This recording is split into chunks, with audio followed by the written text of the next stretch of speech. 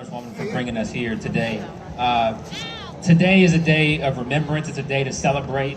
It's a day to truly think and consider. And Dr. Martin Luther King Jr. dedicated his life and ultimately gave his life for one concept, and that concept is freedom.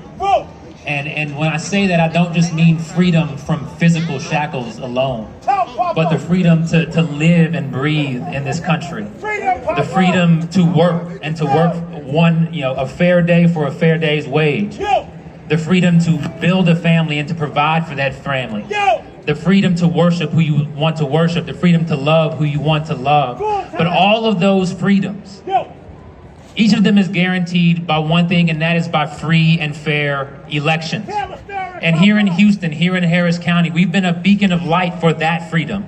For the freedom for every single citizen in this country who is eligible to be able to cast their ballot, to be able to make their voice heard, to be able to choose the next generation of leadership for this community, for this state, and for this country. But now we call upon our senators, because we have state representatives who have fought the good fight. We have members of Congress who have fought the good fight. But we face one single obstacle. And in the 1960s, in the midst of some of the most turmoil in this nation's history, Republicans and Democrats came together to pass the Voting Rights Act, to truly have free and fair elections in this country. And Republicans and Democrats, year after year, decade after decade, renewed the Voting Rights Act until very recently. And now Republicans have decided to stand in the way. But again, this is not a Democrat or Republican issue.